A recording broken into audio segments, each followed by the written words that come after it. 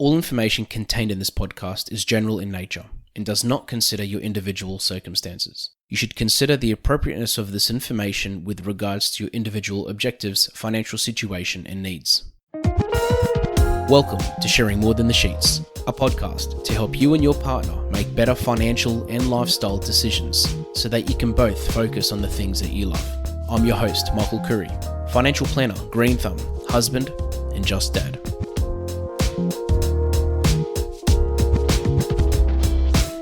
This segment is called Michael's Magic Moment. It's my opportunity to play a little snippet from one of our previous episodes which resonated with our listeners, that I received feedback from, or I felt really had an impact on some people's lives. Hope you enjoy.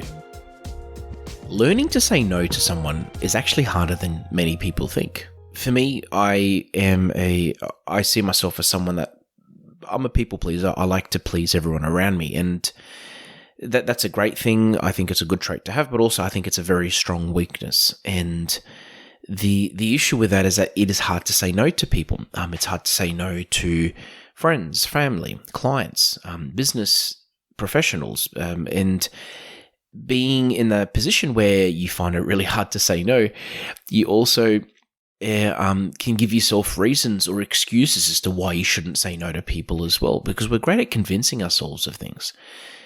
Today's episode, I really wanted to highlight the importance of saying no, the importance of looking at your situation and being like, you know what, I'm sorry, but I can't do that, or I'm sorry, but things need to change, or this isn't going to happen, or I need to look at what's important for me as a person and as a business owner, or as a husband, or as a wife, or whatever it may be. As you're listening to this episode, you might be relating to this topic in some way or another.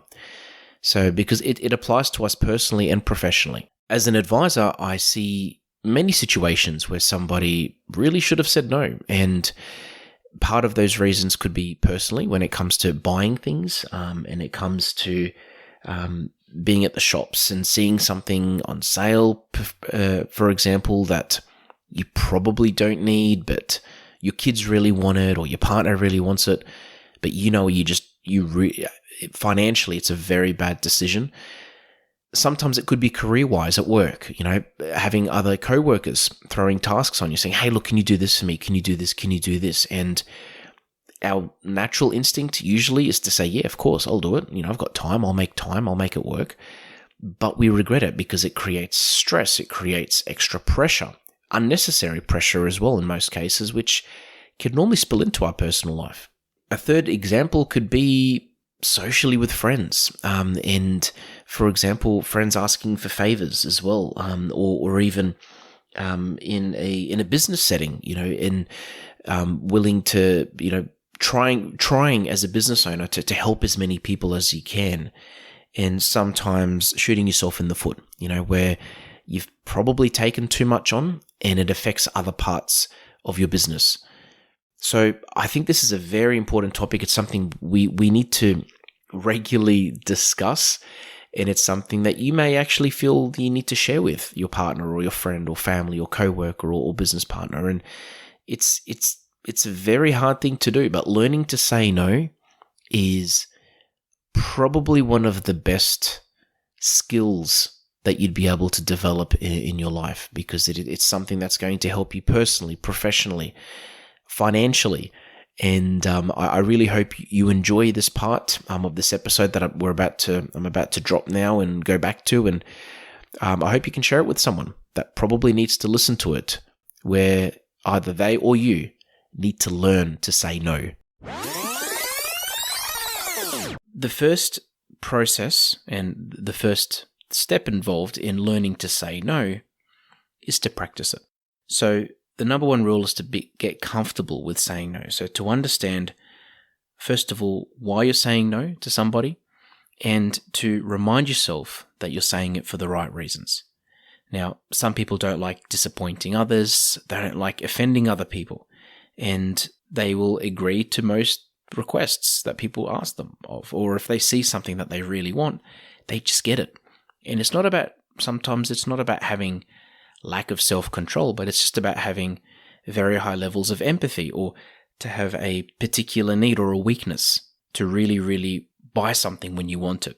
The second thing is to know your priorities and to remind yourself of these priorities. So if your priority is to save up for a house deposit, for example, and you're at the shops and you see a $5,000 couch that's half price, and you have a pretty good couch at home, but this couch is really, really nice. Understanding your priorities and reminding yourself of your priorities at that one particular moment will most likely affect whether you purchase that couch or not. And if you walk away from that couch, your life is just as better off compared to if you had never even seen that couch to begin with. So knowing your priorities and reminding yourself of these priorities is very, very important. And one way to do that is to vocalize your goals. So to tell other people about your goals, whether it's a financial advisor or your partner, tell them what your goals are, have it written down, talk about it. And by doing that, you're a lot less likely to abandon those goals, and you're a lot less likely to ignore them when it comes to making certain decisions, like saying yes or no to something. A lot of unnecessary spending can be linked to social status, so keeping up with the Joneses. I'm one of the first people to say that I like particular things. I like nice things. I like technology, for example. I love technology. And sometimes when we start comparing what we have to other people, we get very, very obsessed with actually trying to make sure that we can keep up with what they have, because we feel that if we have something that isn't as nice as other persons, for example, our status may be lower, for example, or we suddenly are not content with what we have because we see somebody that has something better. So being aware of that particular habit can really make a difference on someone's financial life. And if I'm talking to a couple right now, sometimes one person in the relationship has a lot more of this particular trait of trying to keep up with the Joneses can be a lot more prevalent in one person over another. So reminding yourselves of these points and reminding yourselves of your priorities, and before you make a decision, thinking, look, hold on a second, are we doing this because we want to do it, or are we doing it, or are we buying it because we want to keep up with the Joneses?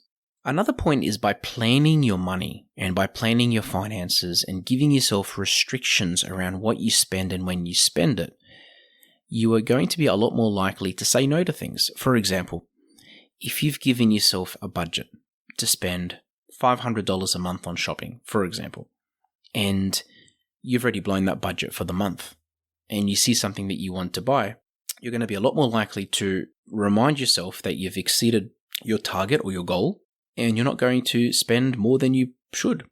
Now, that's not going to happen all the time. It's not a perfect world, and we are humans.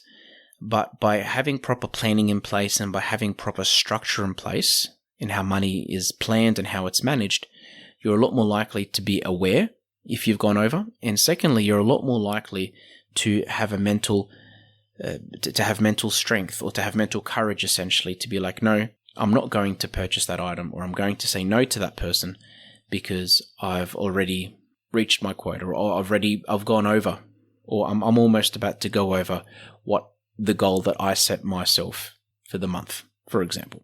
So all in all, when it comes to making decisions, whether it's money decisions, whether it's life decisions, even at work, when people are asking you, hey, can you do this for me? Can you do this? Can you do that?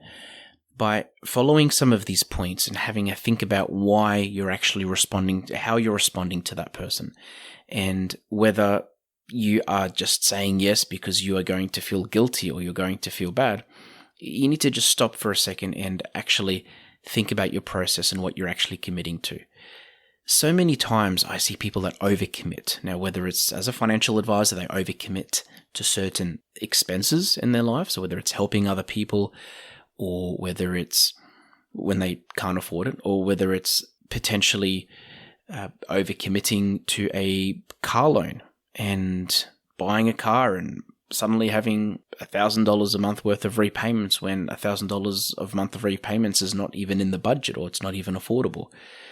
Or they just have lots of different subscriptions, for example. And it's such an important point to talk about, because most of the time we do these things because, as I said, we don't plan, or we feel guilty saying no to people, or we just let our emotions get the best of us. stopping for a moment, having a financial advisor or having someone to talk to about these things does help because you have an outsider's perspective. I actually have some clients who literally call me before they make any significant purchase. And most of the time, it's not really me saying no or yes to them. It's just them running something past me and wanting to talk to a second person, just say, hey, listen, I'm looking at this car. I've done the research. I think it's a great idea. I just want to go through my reasoning with you, Michael. Is that okay? And of course it's okay. It's what I'm here for. But it's sometimes really important to vocalize these things and to discuss them and to walk through your thought process with somebody. Again, like this couch. Let's say, for example, you do see a $5,000 couch and it's half price, and you go through the reasoning in your head and you think, yeah, this makes a lot of sense. It's half price. My couch is great. It does what it needs to do, but it is getting a little bit old and it doesn't really match my new carpet that I bought last week. And I think I really need this couch. But then you talk to a friend that says, well, hold on a second. Your couch is fine. Your couch does everything you want it to do. I actually really like your couch. And aren't you saving up for that holiday that you want to take in 3 months? So suddenly having that discussion changes everything. Because instead of you trying to convince yourself that you want this particular couch, you have somebody coming in from an objective perspective that has no emotional input or no one that is not emotionally vested into your situation in any way, shape, or form, telling you the hard facts and telling you basically what you should be caring about, or reminding you what you should be caring about and what you should be focusing on. So what I'd like you to do is have a think about the last 10 times you said yes to somebody. So whether it's paying for something, buying something, or even committing to something, and ask yourself whether you actually should have said yes or not. Evaluate that decision of saying yes. Work out, was it worth it for you? Was it the right thing to do personally? Was it the right thing to do financially? And if not, next time you are asked a question, or next time you're in a situation where you have the decision to say yes or no, think about your previous decisions and whether you're just going to be repeating history all over again. Thanks for joining us on Sharing More Than the Sheets. Please make sure you subscribe to be updated with future episode releases, and feel free to share this episode with any friends or family that you think it might benefit. Please visit us at sharingmorethanthesheets.com.au to submit questions or requests for future podcast topics. These podcasts have been brought to you by Better Financial Planning Australia. To book a 15-minute phone chat, visit betterfinancialplanning.com.au.